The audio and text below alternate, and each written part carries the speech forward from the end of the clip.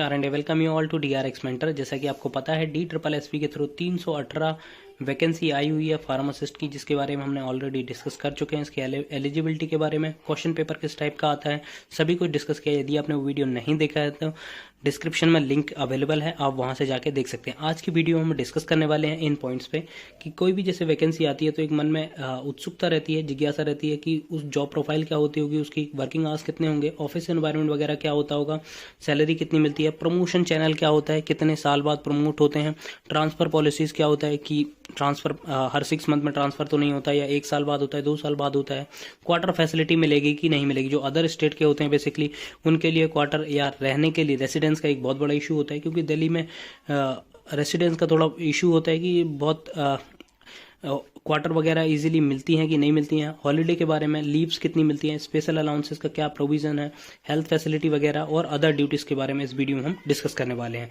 तो चलिए स्टार्ट करते हैं। बट उससे पहले यदि अपने चैनल को सब्सक्राइब नहीं किया है तो चैनल को सब्सक्राइब कर दीजिए, वीडियो को लाइक कर दीजिए, सो दैट आपको जो भी फार्मा रिलेटेड इंपॉर्टेंट इन्फॉर्मेशन है वो मिलती रहे। सबसे पहले बात करेंगे जॉब प्रोफाइल के बारे में। तो देखिए, जॉब प्रोफाइल तो फार्मासिस्ट की सभी जगह सेम ही होती है। कुछ एडिशनल ड्यूटीज जरूर हो सकती हैं, बट जो फार्मासिस्ट का मेन रोल होता है मेडिसिन को इशू करना, ठीक है, मेडिसिन को इशू करना, और सेकंड पेशेंट्स को डायरेक्ट करना प्रॉपर यूज ऑफ मेडिसिन, कि उस मेडिसिन को कैसे लेना है, वाटर के साथ लेना है, मिल्क के साथ लेना है, कि कब लेना है, खाने के साथ लेना है कि खाने के साथ नहीं लेना है। तो वो सभी चीज एक्सप्लेन करना एक फार्मासिस्ट का प्राइम रोल होता है। उसके बाद, और इसमें भी जो मेडिसिन होती हैं जो कि आपके काउंटर पे अवेलेबल होती हैं या फिर लोकल परचेस से जो परचेस होके आती हैं, जैसे कोई पर्टिकुलर पेशेंट्स होता है, उसकी जो मेडिसिन होती है यदि वो काउंटर पे अवेलेबल नहीं है तो आप उसको परचेस करके मंगाते हैं, जिसको हम लोकल परचेस मेडिसिन कहते हैं। तो वो इशू करना। सेकेंड जो वर्क होता है आपका स्टोर का वर्क होता है, स्टोर का रिकॉर्ड मेंटेन करना, इंडेंटिंग करना और स्टोर मेंटेन करना, ठीक है। स्टोर क्या होता है कि जैसे आपके इधर पे 2 टाइप की सप्लाई आती है। एक तो बल्क सप्लाई आती है, जैसे पैरासिटामोल कॉमन मेडिसिन होगी, उनका क्या होता है कि कॉन्ट्रैक्ट निकलता है, कॉन्ट्रैक्ट के थ्रू उनकी एक बल्क में क्वांटिटी आ जाती है, जो कि थ्रू आउट द जो फाइनेंशियल ईयर रहता है या फिर मंथली जो रहता है उसके हिसाब से वो आती है, ठीक है। दूसरा होता है पर्टिकुलर पेशेंट्स की कुछ रिक्वायरमेंट होती है, जैसे कि कोई मेडिसिन है जो कि कॉस्टली मेडिसिन है और पेशेंट्स को नीड है, तो वो आप परचेस करके मंगाते हैं। उन सभी का रिकॉर्ड मेंटेन करना। थर्ड होता है एक्सपायरी का। कोई भी मेडिसिन यदि एक्सपायर हो रही है तो उसका रिकॉर्ड मेंटेन करना, या फिर आपको ऐसा पता है कि 6 मंथ बाद ये एक्सपायर हो जाएगी या 8 मंथ बाद एक्सपायर होगी और आपके पास बहुत ज़्यादा क्वांटिटी है, तो आप क्या कर सकते हैं, कोई भी नियर बाय हॉस्पिटल होगा आपके जो दिल्ली गवर्नमेंट गवर्न होगा, तो वहां पर जो फार्मासिस्ट है उससे कॉन्टेक्ट कर सकते हैं। यहाँ पर वो टैबलेट वगैरह नहीं है तो आप वहां पर ट्रांसफर कर सकते हैं, ठीक है। अब यहाँ पर किस टाइप के पेशेंट्स आते हैं, तो ठीक है, इसमें ऑल दिल्ली रेसिडेंट्स आते हैं, जो भी दिल्ली में रहते हैं वो सभी यहाँ पर आते हैं, और आते हैं DGHS जो दिल्ली गवर्नमेंट के एम्प्लॉय होते हैं, गवर्नमेंट एम्प्लॉय होते हैं, वो यहाँ पर आते हैं। बाकी कोई भी यहाँ पर आ सकता है जो कि दिल्ली का रेसिडेंट है, ठीक है। वर्किंग आवर्स की हम बारे में बात करें तो देखिए, यहाँ पर जो हॉस्पिटल सेटअप है वो डिफरेंट डिवाइडेड है। जैसे कि हॉस्पिटल्स हैं, कई जगह डिस्पेंसरीज हैं और अदर्स भी हैं, जैसे मोबाइल यूनिट हो गई, मोहल्ला क्लिनिक हो गई, तो इस टाइप से बटा हुआ है। यदि आप हॉस्पिटल में प्लेस्ड होते हैं, जैसे आपने क्वालिफाई किया और हॉस्पिटल में जाते हैं, तो आपके वर्किंग आवर्स होंगे 9 to 4 PM, मतलब सुबह के 9 बजे से शाम के 4 बजे तक आपकी ड्यूटी रहने वाली है। मंडे टू सैटरडे होती है, सैटरडे हाफ डे होता है और संडे को ऑफ होता है। डिस्पेंसरी में क्या होता है कि आपकी मॉर्निंग में 8 से 2 बजे तक ड्यूटी होती है, संडे ऑफ होता है, सैटरडे हाफ नहीं होता है। थर्ड होती है जो मोबाइल यूनिट होती हैं, या फिर कहीं पर बहुत ज़्यादा जो 24/7 हॉस्पिटल्स होते हैं, उनमें क्या होती है 6 आवर्स की शिफ्ट होती है, इंक्लूडिंग नाइट शिफ्ट, वहाँ पर नाइट शिफ्ट भी लगती है, ठीक है। ऑफिस एनवायरनमेंट या वर्कलोड की बात करें तो वर्कलोड देखिए जनरली अधिक, जैसे अंबेडकर हॉस्पिटल है एक दिल्ली में, यदि वो दिल्ली गवर्नमेंट का यदि आप वहाँ पर प्लेस्ड होते हैं तो लगभग वहाँ पर 3000 से 4000 पेशेंट्स आते हैं, और एक फार्मासिस्ट को लगभग वही 300 से 400 पेशेंट्स अटेंड करने होते हैं। ये हो गया एक हॉस्पिटल की। तो ये वेरी करता है कि आप हॉस्पिटल में हैं कि डिस्पेंसरी में हैं कि अदर यूनिट में है, तो उस टाइप से आपका वर्कलोड होता है। बट हाँ, यदि आप हॉस्पिटल्स वगैरह में प्लेस्ड होते हैं तो लगभग 300 से 400 पेशेंट्स आपको अटेंड करने पड़ेंगे, ठीक है। ऑफिस एनवायरनमेंट की बात करें तो ऑफिस एनवायरनमेंट जनरली ठीक होता है। ये डिपेंड करता है मोस्टली आपके ऊपर कि आपका बिहेवियर कैसा है आपके कोलीग्स के प्रति। यदि आपका बिहेवियर ठीक है तो आपको कोई भी प्रॉब्लम नहीं आती है। नेक्स्ट है सैलरी के बारे में। तो सैलरी देखिए इसमें बहुत अच्छी होती है, इक्विवेलेंट टू सेंट्रल गवर्नमेंट मिलती है। आप लेवल इंटर करते हैं लेवल 5 पे 29,200 बेसिक होता है, प्लस आपको एचआरए मिलता है, डीए मिलता है, ट्रैवलिंग अलाउंस मिलता है, हॉस्पिटल पेशेंट केयर अलाउंस मिलता है जो कि सिर्फ सेंट्रल गवर्नमेंट के एम्प्लॉय को ही मिलता है, अदर को नहीं मिलता है। ठीक है, तो ये लगभग 4100 रुपये आपको मिलता है। ट्रैवलिंग अलाउंस डीए रिवाइज होता रहता है टाइम टू टाइम, ये हर 6 मंथ में रिवाइज होता है। तो जो अभी का रेट है वो मैं आपको बता रहा हूँ यहाँ पर।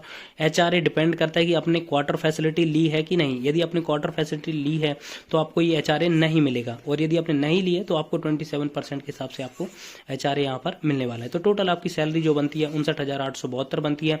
अब इसमें आपके डिडक्शंस होते हैं। डिडक्शन में आपका जैसे एनपीएस का डिडक्शन होता है, प्लस आपका डीजीएचएस जो कार्ड बनता है उसका डिडक्शन होता है। यदि आप कोई टैक्स स्लैब में आते हैं तो उसका आपका डिडक्शन होता है। और एक जो यूनियन होता है सीजीएचएस करके, सेंट्रल गवर्नमेंट हेल्थ स्कीम के को यूनियन होता है, उसके भी लगभग 30 रुपये आपके डिडक्ट होते हैं। तो टोटल डिडक्शन के बाद लगभग आपकी 50,000 तक की सैलरी आपकी बन जाती है। 50 से 52,000 तक की सैलरी आपकी बन जाती है। ठीक है, ये हो गया दिल्ली में, क्योंकि दिल्ली में एचआरए अच्छा मिलता है। लेकिन यदि आपने क्वार्टर वगैरह ली है तो आपको एचआरए नहीं मिलेगा। ठीक है, नेक्स्ट डिस्कस करते हैं स्पेशल अलाउंसेस के बारे में। तो आपको यहाँ पर अलाउंस सेंट्रल गवर्नमेंट के इक्विवेलेंट ही मिलता है। चाइल्ड एजुकेशन अलाउंस मिलता है, जिसमें की जो ट्यूशन फीस होती है, ट्यूशन फीस आपको मिल जाती है गवर्नमेंट के द्वारा जब आप क्लेम करते हैं। थर्ड, क्वार्टर फैसिलिटी की बात करें तो देखिए जैसे ही आप लेवल 5 पर होते हैं, लेवल 5 मतलब जब आप एंट्री करते हैं तब आपको 2 BHK फ्लैट मिलता है। ठीक है, ये आपको मिल जाता है। क्वार्टर फैसिलिटी इजीली मिल जाती है क्योंकि दिल्ली गवर्नमेंट के बहुत सारे क्वार्टर्स अवेलेबल हैं। दूसरा, जब आप 2 साल बाद प्रमोट होते हैं तब आप पहुंच जाते हैं लेवल 6 में, और लेवल 6 में आप एलिजिबल हो जाते हैं 3 BHK फ्लैट के लिए। तो आप चेंज भी कर सकते हैं यदि आपको करना है तो, अदरवाइज आप 2 BHK में भी रह सकते हैं। लेकिन 3 BHK थोड़ा स्पेसियस होता है, तो जो भी होते हैं 5 से 6 में जैसे ही जाते हैं तो वो चेंज अपना कर देते हैं। ठीक है, प्रमोशन की बात करें तो सेंट्रल गवर्नमेंट के इक्विवेलेंट ही यहाँ पर प्रमोशन है। आप एंट्री करते हैं फार्मासिस्ट ग्रेड पे, मतलब लेवल 5 पर। ठीक है, सेकेंड जो 2 साल बाद आपका अपॉइंटमेंट होता है सीनियर फार्मासिस्ट, जो कि लेवल 6 होता है, 4200 ग्रेड पे होता है। 2 साल के बाद आपको मिलता है। जैसे ही 2 साल आपको कंप्लीट होते हैं, मतलब 2 साल कंप्लीट होते हैं, तब ये आपको मिलता है इनिशियल अपॉइंटमेंट के बाद। फिर आपको 10-10 साल में प्रमोशन मिलते हैं। जब आप 10 साल के हो जाते हैं, 10 साल आपकी सर्विस हो जाती है, तब आपको फार्मेसी ऑफिसर का ग्रेड पे डेजिग्नेशन मिलता है, और आपका लेवल पे हो जाता है, लेवल 7 हो जाता है 4600 ग्रेड पे। फिर जब 10 साल आप कंप्लीट करते हैं फार्मेसी ऑफिसर पे, तब आप बनते हैं सीनियर फार्मेसी ऑफिसर, और आपका ग्रेड पे हो जाता है 4800 ग्रेड पे, जो कि है लेवल 8 का। तो ये प्रमोशन चैनल होता है। फिर आपका क्या होता है कि आपका इंक्रीमेंट लगता जाता है, बट आपको कोई भी डेजिग्नेशन नहीं मिलता है। ये एग्जिस्टिंग प्रमोशन के बारे में हमें अब एक्चुअली क्या है कि बहुत सारी न्यूज़ वगैरह भी आई हैं कि कैडर फॉर्मेशन की, बट अभी तक कोई भी इंप्लीमेंट नहीं हुआ है, तो कुछ कहना अभी निश्चित नहीं है। ठीक है, जैसे कोई भी इसमें अपडेट आता है तो मैं एक सेपरेट वीडियो उसके लिए बना दूंगा। नेक्स्ट डिस्कस करते हैं ट्रांसफ़र के बारे में। तो देखिए ट्रांसफ़र इजीली नहीं होता है।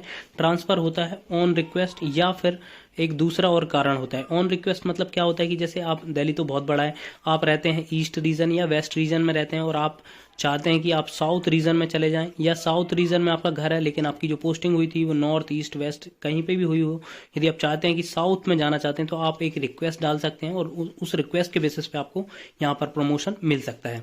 ठीक है, दूसरा होता है आपको पनिश करने के लिए।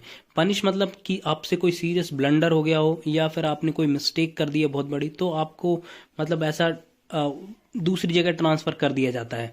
तो ये जनरली बहुत कम देखने को मिलता है, क्योंकि इतना सीरियस ब्लंडर होता नहीं है, आजकल सब ऑनलाइन हो चुका है। ठीक है, नेक्स्ट है हॉलीडे और लीव के बारे में बात करेंगे। तो जो गेजेटेड हॉलीडे होते हैं तो वो सभी को मिलते हैं। इसके अलावा आपको CL 10 मिलती है, मेडिकल लीव 10 मिलती हैं, और EL आपको 30 मिलती हैं।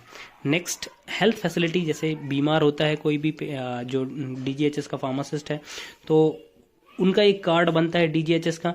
वो चाहे तो अपने हॉस्पिटल्स में दिखा सकते हैं जो भी दिल्ली गवर्नमेंट के हैं, या फिर डिस्पेंसरीज में दिखा सकते हैं, या फिर कोई प्राइवेट हॉस्पिटल जो कि इम्पेनल्ड है, जो कि approved. Welcome you all to DRX mentor. जैसा कि आपको पता है DSSP के थ्रू 318 वैकेंसी आई हुई है फार्मासिस्ट की, जिसके बारे में हमने ऑलरेडी डिस्कस कर चुके हैं। इसके एलिजिबिलिटी के बारे में, क्वेश्चन पेपर किस टाइप का आता है, सभी कुछ डिस्कस किया। यदि आपने वो वीडियो नहीं देखा है तो डिस्क्रिप्शन में लिंक अवेलेबल है, आप वहां से जाके देख सकते हैं। आज की वीडियो में हम डिस्कस करने वाले हैं इन पॉइंट्स पे कि कोई भी जैसे वैकेंसी आती है तो एक मन में उत्सुकता रहती है, जिज्ञासा रहती है कि उस जॉब प्रोफाइल क्या होती होगी, उसकी वर्किंग आवर्स कितने होंगे, ऑफिस एनवायरनमेंट वगैरह क्या होता होगा, सैलरी कितनी मिलती है, प्रमोशन चैनल क्या होता है, कितने साल बाद प्रमोट होते हैं, ट्रांसफर पॉलिसीज क्या होता है कि ट्रांसफ़र हर 6 मंथ में ट्रांसफ़र तो नहीं होता, या 1 साल बाद होता है, 2 साल बाद होता है। क्वार्टर फैसिलिटी मिलेगी कि नहीं मिलेगी, जो अदर स्टेट के होते हैं बेसिकली उनके लिए क्वार्टर या रहने के लिए रेसिडेंस का एक बहुत बड़ा इशू होता है, क्योंकि दिल्ली में रेसिडेंस का थोड़ा इशू होता है कि बहुत क्वार्टर वगैरह इजीली मिलती हैं कि नहीं मिलती हैं। हॉलीडे के बारे में, लीव्स कितनी मिलती हैं।